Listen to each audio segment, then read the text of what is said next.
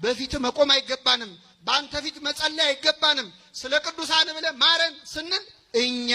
ኃጢያተኞች ስለሆነን ነው እኔ ደካማ ነኝ እንደው አይበኛ ነኝ ነውረኛ ነኝ ብዙ እንከን ያለብኝ ሰው ነኝ እንደው ዱዓዬ እንደው ከጭንቅላቴም ከፍ አይልም እንደው ከራሴ ሞር ላይ አይወጣም እንደው ወንጀለኛ ነኝና በደጋጎቹ ለምነው እንደው ሰይድ አብዱል ቃድር ጂላኒ እንደው አላህ እንደምሩልኝ ሐጃዬን አላህ እንዲያወጣልኝ አላህ ያስችላቸዋል ግርማ ሞገስ የሌለው ሰው ሽማግሌውን አይላክም በእኛ ባህል እግዚአብሔር ፊትም ሞገስ ያላቸው ሰዎች እነማ ቅዱሳኑን ነዋ አንድ ሰው አንዲት ልጅን ማግባት ከፈለገ ቀጥታ ሄዶ አባትየውን ልጅ እንዳለኝ ማከሚ ነው የተለመደው ሽማግሌ ይባል ነገር አለ ምን ማለት ነው ያኔ እኔ ሄጄ መጠየቅ ስለማልችል ነው አቅሙ ስለሌለኝ ነው እንደዛ አይደለም እንደማ ከኔ ይልቅ የሚሰሙ ሰዎች አሉ እንደው አባትየው የሆነ ነገር ቢያነሳ እንኳን እነዚህ ትልቅ ሰዎች ክብር ያላቸው ሰዎች ስለሆኑ እሱም ያከብራቸው ሰዎች ስለሆኑ እንደው ሐያ ይዞ በቃ እሺ ተውኩት እሺ እንደው አንዳንድ እንትኖች ነበሩ እሺ ተቀብያለሁ እንዲል ምክንያት ይሆናል በሚል ነው ሽምግልና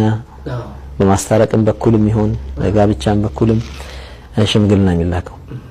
ከሞት በኋላ ተዋቸዋለሁ ብሏቸዋል አላለም ሰው ከሞት በኋላ አይጠቅምም ይባለው አባባል ውድቅ ነው ሸሪዓ አይቀበለው እስላም ይሄን አስተሳሰብ አይቀበለው ቅዱሳን ከሞት በኋላ አይሰሙም ለማለት አይደለም ይሰማሉ ዛህርም ምሕረትን ይሰጣል ፍና አድርጎ ልክኛ ጂናዛ እንደምናየው ማይናገር ማይጋገር ማይገላበጥ እኛ ካለገላበጥ ነው እንደዛ አርገን አይተናቸው አይጠቅሙምና እነሱን እባካችሁ ድረሱልን የሚለውን ሙሽሪክ ነው ብለው መፈረጅ ጥፋት ነው ወይም ደግሞ እነሱን ኒዳ የሚያረግ ቢጣራ ሽርክ ነው ብሎ ሙሽሪክ ነው ብሎ መፈረጅ ጥፋት ነው አጥንታቸው እንኳን የሞት ያስነሳል ደስ ይበላችሁ ቅዱሳን አጥንታቸው ሌሎችን በተለይ መስማት የማይችሉ ማለት እዚህ አጠገባችን የሌሉ ወጭራሽ የሞቱ ሰዎችን ወደ አላህ አማልዱን ብሎ ጥያቄውን ወደ እነሱ ቀጥታ እንዲሄድ ማድረግ ይሄ ራሱን የቻለ ከእስላም ሊያስወጣ የሚችል አደገኛ ተግባር ነው እና ሰዎች ይህንን ነገር ሸፋዓን የጠየቅነው እንጂ ሌሎችን አላመለክንም ቢሉ የሚያዋጣቸው አይሆንም ቁም ነገሩ ስሙ ሳይሆን ያው